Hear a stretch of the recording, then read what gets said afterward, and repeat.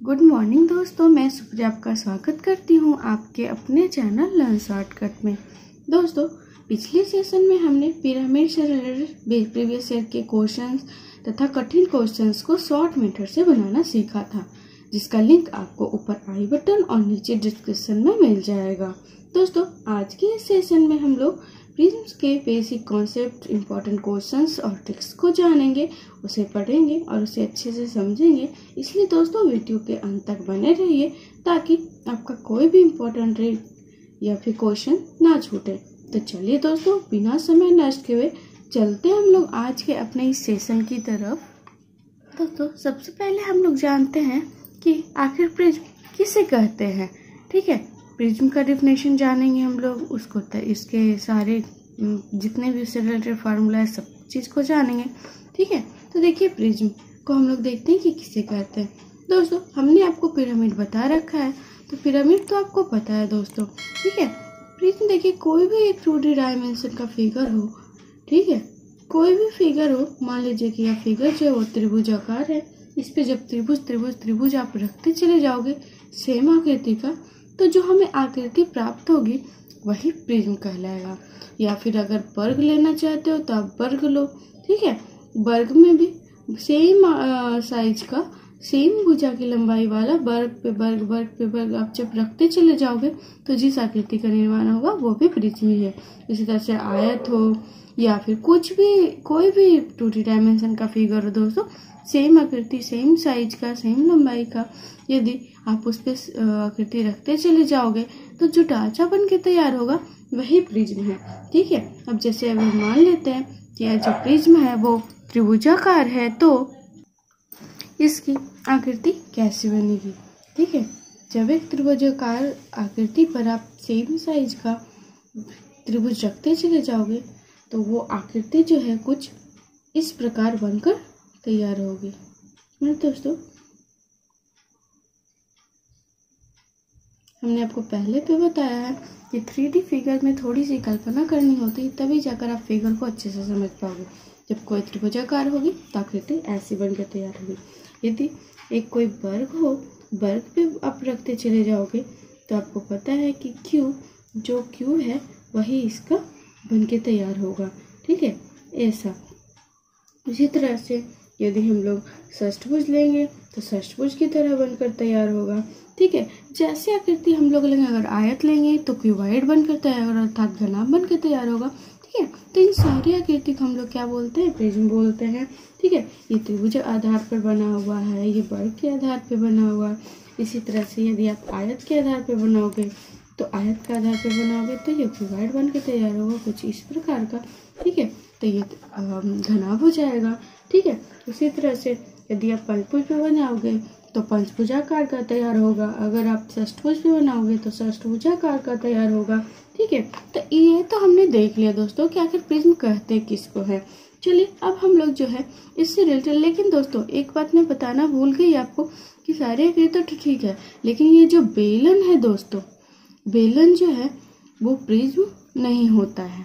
ठीक है, क्योंकि बेलन की आकृति तो आपको पता है, जब हम एक बेलन पे दूसरा बेलन को रखेंगे तो बेलन का जो बीच में गैप बच जाएगा। तो इस तरह से दोस्तों बेलन जो है वो, कोई भी बेलन जो है वो प्रिज्म नहीं बनाता है। ठीक है दोस्तों, चलिए अब हम लोग देखते हैं इसका पर पृष्ठ का क्षेत्रफल बराबर क्या होता है। पृष्ठ का क्षेत्रफल बराबर, देखिए पृष्ठ का क्षेत्रफल बराबर होता है इसका जो आधार है उसका परिमाप, आधार का परिमाप गुने ऊंचाई। ठीक है, अब ऊंचाई तो आपको मालूम ही है कि तल से जो हाईएस्ट पॉइंट होगा, शीर्ष होगा, उस तक की दूरी को हम लोग ऊंचाई कहेंगे। ठीक है, तो पृष्ठ का क्षेत्रफल क्या हो जाएगा, आधार का परिमाप गुने ऊंचाई। अगर दोस्तों टोटल सरफेस एरिया की बात है, संपूर्ण पृष्ठ का क्षेत्रफल की बात हो, TSC की बात हो, तो देखिए अब थोड़ा सा कॉमन सेंस लीजिए, थोड़ा सा इमेजिन कीजिए दोस्तों। जब त्रिभुज पे त्रिभुज रखते चले जाएंगे तो उसमें जो टोटल कितने लिटरल सरफेस एरिया बनेंगे, 3 बनेंगे। ठीक है, तीनों साइड का 3 बनेगा। ठीक है, लेकिन अगर हमें संपूर्ण पृष्ठ का क्षेत्रफल बोल रहा है तो 3 वो तो होगा ही दोस्तों, लेकिन 2 सरफेस एरिया और बढ़ जाएंगे। क्या? एक तल का और एक शीर्ष का। ठीक है, तो इस तरह से टोटल सरफेस एरिया अगर हमको बोला जाए, संपूर्ण पृष्ठ का क्षेत्रफल बोला जाए, तो LSA में अर्थात लिटरल सरफेस एरिया में फर्श पृष्ठ का क्षेत्रफल में हम लोग को 2 जो है वो बेस का एरिया जोड़ना पड़ेगा, 2 आधार का क्षेत्रफल हम लोगों को जोड़ना पड़ेगा, तब जाकर हमें जो है वो संपूर्ण पृष्ठ का क्षेत्रफल मिलेगा। ठीक है दोस्तों, अब देखिए आयतन बराबर V बराबर वॉल्यूम बराबर क्या होता है? वॉल्यूम बराबर होता है आधार का क्षेत्रफल गुने ऊंचाई। ठीक है दोस्तों, ये 3 फार्मूला थे दोस्तों जो आपको पता होना चाहिए था। पहला फर्श पृष्ठ का क्षेत्रफल, दूसरा संपूर्ण पृष्ठ का क्षेत्रफल और तीसरा आयतन। ठीक है दोस्तों, ये तीनों ही आप याद रखिएगा क्योंकि क्वेश्चन जो है वो फार्मूला बेस्ड ही आते हैं ज़्यादातर एग्जाम में। ठीक है दोस्तों, अब आपको कुछ इंपॉर्टेंट पॉइंट जानने चाहिए दोस्तों। तो अभी हमने आपको बताया था कि अगर कोई त्रिभुजाकार आकृति हो, कोई त्रिभुजाकार प्रिज्म हो, तो इसमें टोटल कितने लिटरल सरफेस एरिया होते हैं? तो लिटरल सरफेस एरिया पर पेज जो है इसमें 3 होता है। ठीक है, तीनों साइड का, और 2 जो है ऊपर और नीचे। लेकिन यदि ये त्रिभुजाकार की आकृति की जगह दोस्तों यदि ये वर्ग की आकृति का हो, ठीक है, तो जब ये वर्ग की आकृति का होगा तो देखिए कितना होगा, 1 2 एक ये 3 और एक ये 4, मतलब टोटल जो है वो लिटरल सरफेस एरिया वो 4 होंगे। उसी तरह से अगर घनाभ की बात किया जाए तो घनाभ में भी कितना होगा, जितना भुजा होगा, जितने भुजाओं का आकृति पे रखा जाएगा उतना जो है इसका लिटरल सरफेस एरिया होगा, उतना सरफेस होगा। ठीक है, जैसे अगर त्रिभुज का 3 था, ठीक है, तो 3 भुजा थी तो कितने सरफेस एरिया हुए, 3 हो गया। ठीक है, उसी तरह से अगर ये घन था तो घन में कितने थे, 4, चूंकि ये वर्ग पे रख के बनाया जा रहा है, भाग में 4 भुजा होता है, ये आपको मालूम है, तो इसमें कितना सरफेस एल से निकलेगा, 4 निकलेगा। उसी तरह से यदि क्यूबाइड की बात की जाए तो क्यूबाइड में भी 4 ही होंगे। ठीक है दोस्तों, ट्रायंगल में 3, क्यूब में 4 और क्यूबाइड में 4 ही होंगे। ठीक है दोस्तों, अब हमने जो इम्पोर्टेंट पॉइंट देखा है वो आपको पता होने चाहिए। ठीक है, अब चलिए हम लोग थोड़ा सा इसे और आगे बढ़ते हैं और हम लोग थोड़ा सा एक बात को समझते हैं। अभी हमने दोस्तों आपको LSA अर्थात लिटरल सरफेस एरिया का फॉर्मूला बताया है। चलिए हम लोग इसको प्रूफ कर लेते हैं दोस्तों। देखिए, मान लेते हैं कोई त्रिभुजाकार आकृति है, कोई त्रिभुजाकार प्रिज्म है, तो वो कैसा होगा वो हम लोग पहले देख लेते हैं। ठीक है,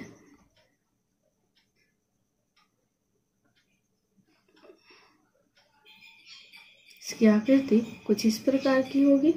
ठीक है, और देखिए जब हम लोग इसको खोलेंगे, ठीक है, सारी भुजाओं को अलग अलग कर देंगे, तब एक आकृति कैसी हो चुकी है, त्रिभुजाकार आकृति पे बना हुआ है। ठीक है, तो ये हमारा क्या हो जाएगा, त्रिभुज हो जाएगा। ठीक है, और इसका जब इस आकृति को खोलेंगे तो ऐसा निकलेगा, जब इस वाले भुजा वाले ऊपर खोलेंगे तो वैसा, और इस पर जब खोलेंगे तो ऐसा। ठीक है, ये एक तरह से दोस्तों आयत बनता है। मान लीजिए इस भुजा की लंबाई A, इसकी B और इसकी C है, तो ये जो हाइट होगा दोस्तों ये तो सबके बराबर ही होंगे। ठीक है, ये भी H, ये भी H और ये भी H। ठीक है, तो इस आयत के लिए देखिए दोस्तों यही सरफेस एरिया है, यही इसका फर्श पृष्ठ है ना दोस्तों, ये और ये तो इसका आधार है।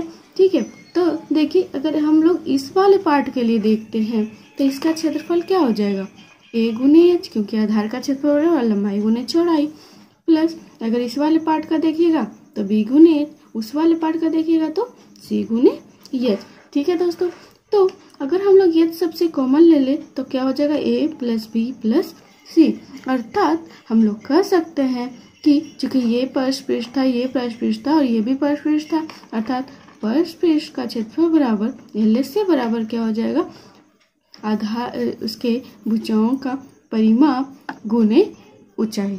ठीक है दोस्तों, ये हमें प्रूफ करना था जो हमने प्रूफ कर लिया। ठीक है दोस्तों, चलिए अब हम लोग कुछ इम्पोर्टेंट क्वेश्चंस को देखते हैं। देखिए दोस्तों, हम लोग आज की सेशन का पहला क्वेश्चन देखते हैं। देखिए क्वेश्चन क्या बोल रहा है, किसी प्रिज्म का आधार समषष्ठभुजाकार है जिसकी प्रत्येक भुजा 1 मीटर है, तो उसका आयतन क्या होगा, ये हमसे पूछ रहा है। तो सबसे पहले इसके लिए दोस्तों आपको आयतन पता होना चाहिए कि आयतन का फॉर्मूला क्या होता है। तो आयतन बराबर होता है आधार का क्षेत्रफल गुने ऊंचाई। ठीक है, अब देखिए आधार का क्षेत्रफल हमें कैसे निकालना है। ठीक है, देखिए चूंकि समषष्ठभुजाकार है और प्रत्येक भुजा कितनी है, 1 मीटर, मतलब भुजा की लंबाई तो दे रखी है। चूंकि ये समषष्ठभुजाकार है अर्थात यह जो है वो समबाहु त्रिभुज पे बना है। ठीक है, तो समबाहु त्रिभुज का क्षेत्रफल बराबर होता है √3/4 गुने भुजा स्क्वायर। ठीक है, लेकिन ये समषष्ठभुजाकार है अर्थात इसमें जो है ऐसा कितने त्रिभुज है, 6 हैं। ठीक है, 6 भुज, तो इसलिए हम लोगों को इसको 6 से गुना करना पड़ेगा क्योंकि समषष्ठभुजाकार है, 6 भुजाएं हैं इसमें। ठीक है, गुने ऊंचाई हमें मालूम है क्योंकि जब ये जो भुजा है यही तो इसकी ऊंचाई भी होगी ना, क्यों, अर्थात 1, चूंकि समषष्ठभुजाकार है, जितना आधार उतना ही ऊंचाई इसका, अर्थात 1। जब आप इसको सॉल्व कीजिएगा तो क्या हो जाएगा, इसको आप कट कर सकते हो 2 से और ये 3 से, इसको कट कर लीजिए तो हो जाएगा 3√3/2 मीटर क्यूब। यही इसका आंसर होगा दोस्तों। ये क्वेश्चन बहुत ही आसान था और ये क्वेश्चन जो है बेसिक क्वेश्चन था, इसलिए आपको ये क्वेश्चन जानना चाहिए। चलिए अब हम लोग देखते हैं अगले क्वेश्चन को। देखिए दोस्तों, अगला क्वेश्चन क्या बोल रहा है, एक समलंबी प्रिज्म का आधार 173 सेंटीमीटर स्क्वायर क्षेत्रफल वाला एक समबाहु त्रिभुज है। उस प्रिज्म का आयतन जो है वो 10,380 सेंटीमीटर क्यूब है। तदनुसार उस प्रिज्म का परिपृष्ठ सतह का क्षेत्रफल क्या होगा, और साथ ही साथ दोस्तों आपको √3 का मान भी दे रखा है। दोस्तों अगर किसी भी क्वेश्चन में दोस्तों आपको √3 का मान दे रखा हो या फिर √2 का मान दे रखा हो या फिर √5 का मान दे रखा हो, जितना मान दे रखा हो दोस्तों आप उतना ही मान रख के सॉल्व कीजिए, इससे आपका क्वेश्चन बनाना आसान हो जाता है। अब देखिए यहाँ पे जैसे √3 का मान 1.73 दे रखा है, अगर आपको पहले से मालूम हो इसका मान तो आप क्या रखोगे, √3 का मान 1.732 भी रख सकते हो आप। उसी तरह से अगर आप √2 का मान है उसमें 2 अक्षर तक दिया है, 1.1414 ही आपको मालूम है और आपको इसमें दे रहा है 1.41, तो अगर आप अलग रखोगे तो आपको सॉल्व करने में कठिनाई होगी और करेक्ट आंसर भी नहीं आएगा। ठीक है, तो इसलिए जो भी मान दे रखा हो अगर ब्रैकेट में करके तब उसी मान को रखिए। अब देखिए दोस्तों, हमें आयतन मालूम है और इसका आधार का क्षेत्रफल भी मालूम है, लेकिन हमसे पूछ रहा है क्या, परिपृष्ठ सतह का क्षेत्रफल। अब आपको ये पता होना चाहिए कि परिपृष्ठ सतह का क्षेत्रफल बराबर क्या होता है, तो आधार का परिमाप गुने ऊंचाई। अब आधार का परिमाप हम कैसे ज्ञात करेंगे, हमें भुजा की लंबाई तो मालूम ही नहीं है और ना ही ऊंचाई का मान मालूम है। ठीक है, लेकिन हमें आयतन और आधार का क्षेत्रफल मालूम है, तो हम लोग आयतन और आधार के क्षेत्रफल से ऊंचाई और भुजा को पहले ज्ञात करेंगे। ठीक है, तो आपको पता है आयतन बराबर कितना दिया है, 10,380 बराबर क्या होता है, आधार का क्षेत्रफल गुने ऊंचाई। ठीक है, अब इससे आप h ज्ञात कर लीजिए, अर्थात 10,380/173। जब आप इसको कट कीजिएगा तो हो जाएगा 60। ठीक है, 60 सेंटीमीटर जो है हमारा ऊंचाई निकल कर आ गया। अब हमें ऊंचाई तो मालूम है दोस्तों, लेकिन हमें जो है भुजा का लंबाई नहीं मालूम है। तो हमारा आधार का क्षेत्रफल तो दिया है ना, आधार का क्षेत्रफल बराबर क्या है, चूंकि ये समबाहु त्रिभुज है इसलिए क्या हो जाएगा, 173 बराबर √3/4 गुने भुजा स्क्वायर, अर्थात हम लोग इसको क्या लिख सकते हैं, a स्क्वायर, अर्थात हम लोग लिख सकते हैं क्या, a स्क्वायर बराबर 173 गुने 4/1.73। पॉइंट हटाइए, ऊपर 100 जाएगा, इससे ये कट जाएगा, बच गया 400, अर्थात a स्क्वायर बराबर 400, तो a बराबर क्या हो जाएगा दोस्तों, 20 सेंटीमीटर। अब देखिए हमें h का मान मालूम है और हमें a का मान भी मालूम है, तो कितना आसान हो गया परिपृष्ठ सतह का क्षेत्रफल निकालना। तो परिपृष्ठ सतह का क्षेत्रफल अर्थात पहले से आप निकाल लीजिए आधार का परिमाप, तो परिमाप चूंकि ये समबाहु त्रिभुज है तो एक भुजा की लंबाई 20 है, तो 3 भुजा की लंबाई 3 × 20 हो जाएगा, गुने ऊंचाई, ऊंचाई का मान कितना निकल के आया था 60 डालिए आप यहाँ पे। अब सबको गुना कर लीजिए, 60 × 60 अर्थात 3600 सेंटीमीटर स्क्वायर, यही आपको आंसर है दोस्तों। ठीक है, देखिए थोड़ा सा बस इसमें कॉमन सेंस लगाना था कि हमें आधार का क्षेत्रफल दिया हुआ था, आयतन दिया हुआ था, तो हम पार्श्वता का क्षेत्रफल निकालने के लिए कैसे निकालेंगे। ठीक है, ये बहुत ही कॉमन क्वेश्चन है दोस्तों, और वैसे भी दोस्तों ये क्वेश्चन जो है वो प्रीवियस ईयर में पूछा गया है, इसलिए भी इम्पोर्टेंट है। और इसमें देखिए आपको फॉर्मूला पता होना चाहिए था। ठीक है, अगर हमें आयतन का फॉर्मूला नहीं मालूम होता तब हम नहीं ज्ञात कर सकते थे, अगर हमें जो है इसका पार्श्वता का क्षेत्रफल का फॉर्मूला नहीं मालूम होता तब हम ज्ञात नहीं कर सकते थे, समबाहु त्रिभुज का क्षेत्रफल का फॉर्मूला नहीं मालूम होता तब ज्ञात नहीं कर सकते थे। मतलब सारे फॉर्मूला आपको कंठस्थ होने चाहिए दोस्तों, सिंपल।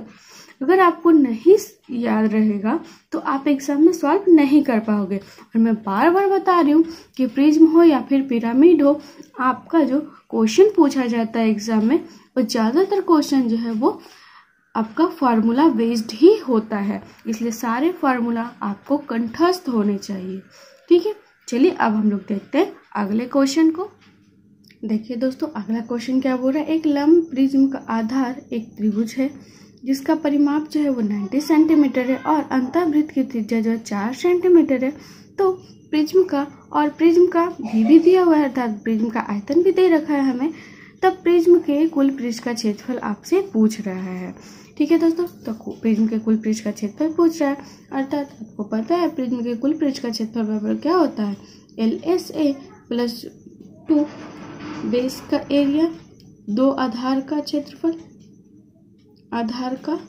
क्षेत्रफल एरिया। ठीक है, तो देखिए हमें इसके लिए जो है सबसे पहले LSA ज्ञात करना होगा, उसके बाद जो है आधार उसका क्षेत्रफल भी ज्ञात करना होगा। तो LSA बराबर आपको मालूम है फॉर्मूला दोस्तों। अब देखिए हमें भी तो दिया है, लेकिन आपको जो है वो त्रिभुज का क्षेत्रफल मालूम नहीं है। त्रिभुज का क्षेत्रफल मालूम नहीं है तो आप इससे ऊंचाई नहीं ज्ञात कर पाओगे। तो सबसे पहले हम लोग त्रिभुज का क्षेत्रफल ज्ञात करते हैं। ठीक है दोस्तों, तो देखिए आपको एक फार्मूला पता होना चाहिए दोस्तों, वैसे ये बेसिक फार्मूला है कि त्रिभुज का अंतःवृत्त की त्रिज्या बराबर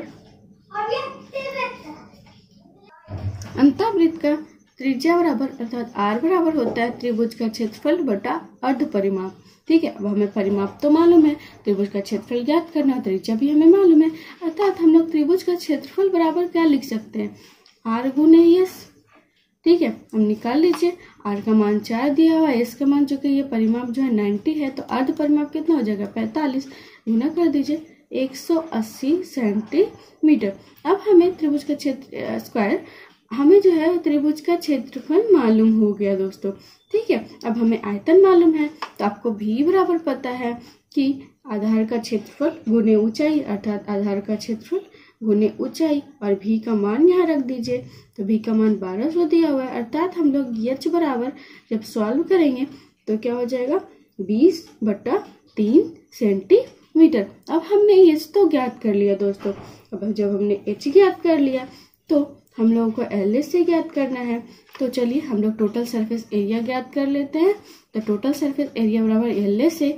ठीक है, इसको घेर दीजिए, LSA का मान क्या हो जाएगा LSA का मान हो जाएगा आधार का परिमाप गुने ऊंचाई, अर्थात आधार का परिमाप कितना है, इसका चूंकि परिमाप दिया हुआ है 90, अर्थात 90 गुने ऊंचाई, ऊंचाई का मान कितना निकल के आया 20/3 प्लस 2 बेस का आधार। अब एक त्रिभुज का क्षेत्रफल कितना है 180, तो 2 का कितना हो जाएगा 360। ठीक है, इसको सॉल्व कर लीजिए, इसको सॉल्व करेंगे जब हम लोग, 3 दूनी 6, 600 प्लस 360 अर्थात 960 सेंटीमीटर स्क्वायर, यही इसके कुल पृष्ठ का क्षेत्रफल है दोस्तों। ठीक है, देखिए आप थोड़ा सा इस पे ध्यान दीजिए कि यदि हमको ये फॉर्मूला नहीं मालूम, अगर आपको नहीं मालूम है दोस्तों तो इसको आप नोट डाउन कर लीजिए, क्योंकि जब आप इसको नोट डाउन कर लीजिए, क्योंकि ये बहुत इंपॉर्टेंट है दोस्तों, अब बहुत सारी चीज़ों में यूज भी आता है। ठीक है, तो ये आपको मालूम होना चाहिए था, जब ये आपको मालूम होगा तभी आप इस क्वेश्चन को सॉल्व कर पाओगे दोस्तों। ठीक है, तो जितने भी फार्मूला हैं, अब सारे फार्मूला को मैं बार बार बोल रही हूँ, जितने भी फार्मूला हैं सारे फार्मूला को आप अच्छे से याद रखिए। ठीक है, क्योंकि हमें किसी चीज़ का अगर कैलकुलेशन नहीं पता है, किसी को कुछ अगर फार्मूला मालूम है तो आप उससे जो है सारी चीज़ निकाल सकते हो। ठीक है दोस्तों, चलिए अब हम लोग देखते हैं अगले क्वेश्चन को। देखिए दोस्तों, हम लोग आज की सेशन का अंतिम क्वेश्चन देखते हैं। क्वेश्चन क्या बोल रहा है, एक प्रिज्म का आधार त्रिभुज है, इसके परिवृत्त की त्रिज्या और अंतःवृत्त की त्रिज्या का अनुपात दिया हुआ है, इसकी एक भुजा 8 सेंटीमीटर मतलब भुजा की लंबाई भी दे रखी है, तो प्रिज्म का आयतन क्या होगा ये आपको ज्ञात करना है यदि ऊंचाई जो है वो 14 सेंटीमीटर हो तब। ठीक है दोस्तों, अब आपको यहाँ पर एक पॉइंट पता होना चाहिए दोस्तों कि मात्र एक समबाहु त्रिभुज ही ऐसा होता है, ऐसा त्रिभुज है जिसके परिवृत्त की त्रिज्या और अंतःवृत्त की त्रिज्या का अनुपात जो है वो 2:1 होता है।